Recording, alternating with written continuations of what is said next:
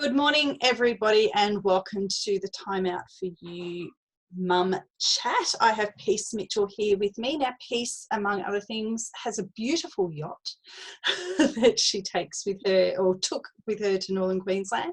She is also the co-founder of Osmumpreneur and also the Women's Business School.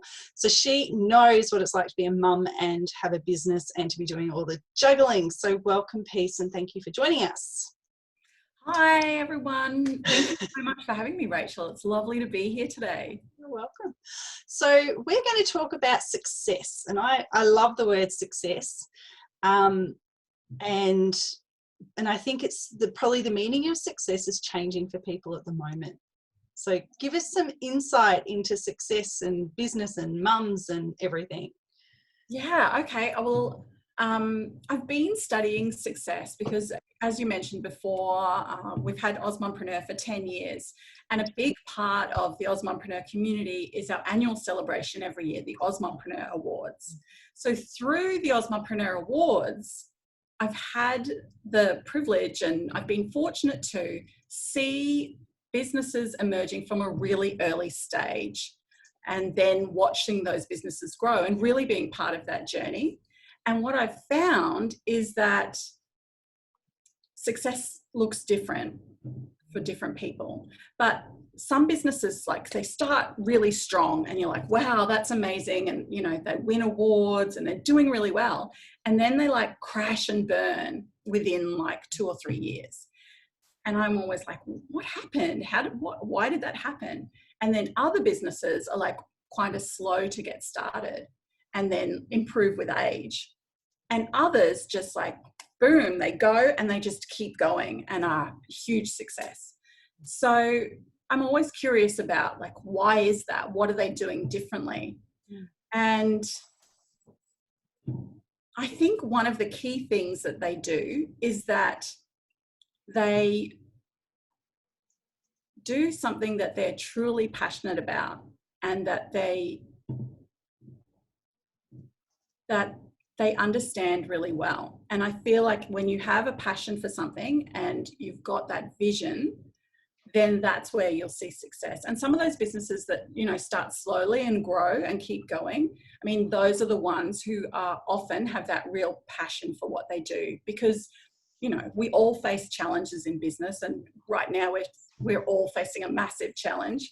And it's the businesses who are in it for the long run, who have got that really strong and clear vision about where they're going and why they're doing what they're doing.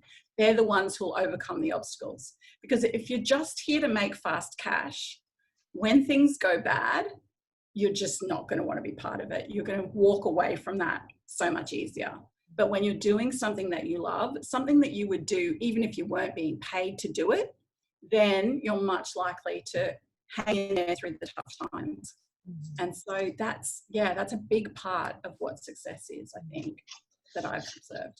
Yeah, look, I love the passion, and I think people have got to have passion in their business, because, you know, there's always something that gets thrown at a business owner, an entrepreneur, that is going to derail, or has the potential to derail you from that end result. And if you can keep going, no, I'm in it because I want to do this, or this is my bigger picture, or this is my passion, or this is, you know, my reasonings. If we can keep moving forward, then we're going to stay on track. And it doesn't matter whether it's COVID-19, whether it's GFCs, whether it's kids at home, whether it's, you know, relocating, whatever. I think having that passion there is, it's so important. Yeah, it's huge. But the other thing that I found with success is that in the early days of our business, I used to define success in a different way than the way that I define it now. Mm-hmm. So I remember one year I was putting together my vision board, and I do a vision board every year. I've been doing it for years and years and years. Anyway, I was putting my vision board together and I was like, okay, here's a lovely house and here's a picture of a private jet. And then I was like, what? Private jet? I don't even want a private jet. Why do I have to have a private jet? Where am I going to park this jet? And I guess I realized that in that moment that, like, the old way of looking at success, of defining success, of, you know, fame and fortune and private jets and fancy cars, that didn't apply to me. They weren't the things that I actually wanted. Sure, I wanted a nice house for my family to live in, but it didn't have to be this massive mansion, because if you've got a massive mansion, you've just got to clean it, and I'm not into that. So I realized that success could be whatever you wanted it to be, and that the clearer I could get on what success looked like for me and feeling successful, the more successful I would be. And that's certainly been true for me. Success for me now, I define it as, family time, flexibility, genuinely living my best life. I do normally include travel, and I'm not traveling at the moment, but I still feel super successful. I'm just in a good place at the moment because I'm surrounded by so much love with my family and friends and connection. And yeah, that's what success is to me. It's about having that time with my family and shared experiences and really supporting women. That's a big part of my success, and knowing that I've made a difference in the lives of women. And that's what success is to me now. It's not the old idea of fame and fortune. And I think a lot of people are coming around to the idea of defining success on their own terms. And not everyone's definition of success will be the same as what mine is. That's mine, and it's unique to me. Other people will have their own definition of success. And I feel like that's a really important aspect to think about when you're thinking, okay, I want to be successful. Well, what does that mean? It doesn't have to mean when I reach $1 million, I'll be successful. Like that, you don't need to do that. You can already feel successful and create a life that looks and feels successful to you, not to anyone else. Absolutely. And I talk a lot about success in workshops and things that I do. And we actually do an exercise around defining what success is to people. And to me, I like to describe it as more of a journey opposed to the success, or to the end result, sorry, so that it's, every day that you can feel success in your life. And whether that success means that, your child's still alive because you fed them, or the success is that you went for a walk, or whatever that success is to you, that every day you can feel something like that.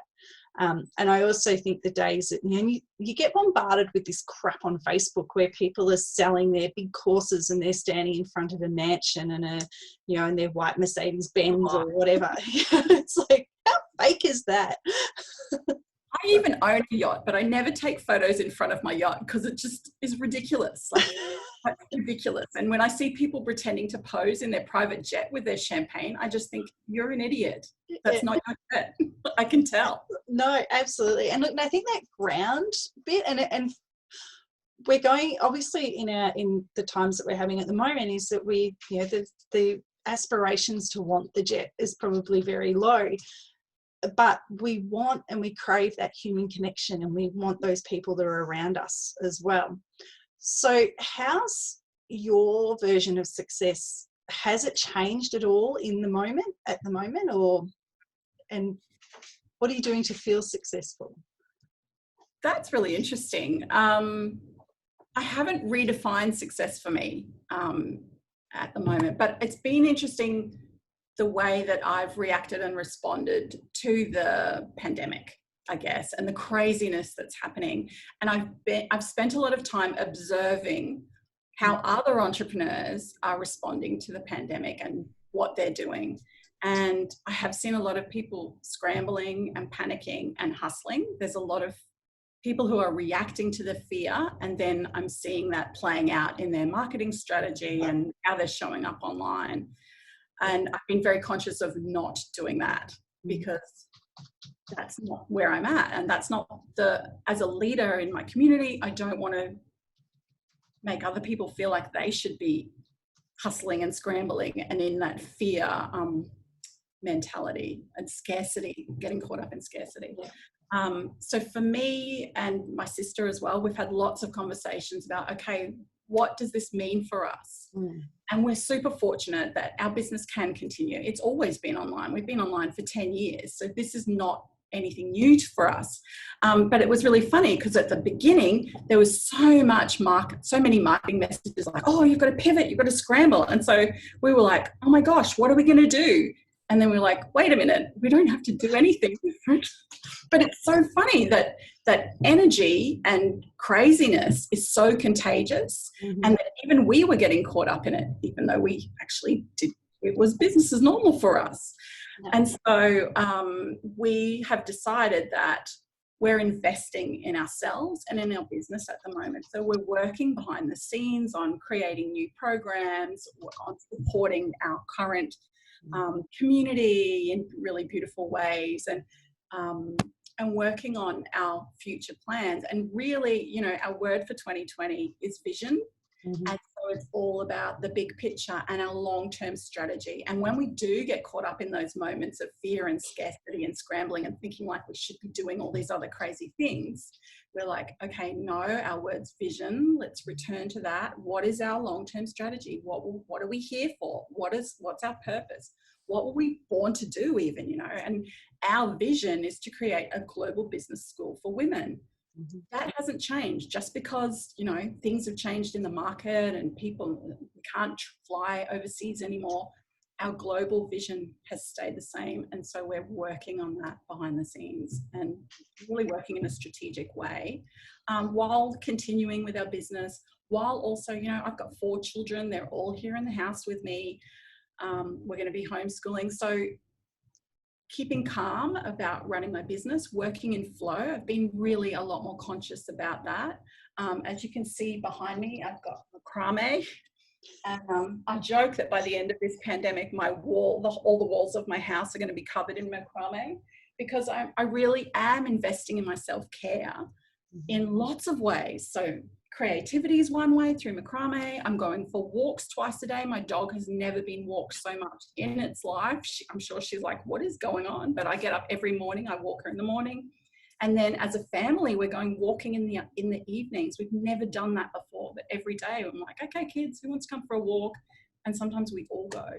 So yeah, I'm really trying to be really intentional about how I'm navigating this time. I think yours was one of the first lives that I watched very early on in what was happening, and you basically said what you just said then, and it made me go, yeah, I can't. For me, it was a bit of an awakening, I suppose, in that, well, you know, and I went back to, well, what's my word for the year? And my word was generosity to self and to others. And it's like, well, how do I just stay with that word? Like, how do I just come back to, this is why I'm in business? And that, just having that little nugget has helped me to probably not play into as much fear as what some other people are playing into, and just staying on the path with business as well. And I think that's really important. Self-care is obviously extremely important at the moment, and it's probably a lesson that I also need to take on board a bit more. You know, I love your macrame. I haven't done macrame since school. I remember doing it way back, and it is quite, you know, it's so relaxing. I can just put TV on and tie knots and then create something beautiful. And it's kind of funny as well, which is good because humor is really important. Like, there's actually 5 of them lined up here across my bedroom wall. It's crazy.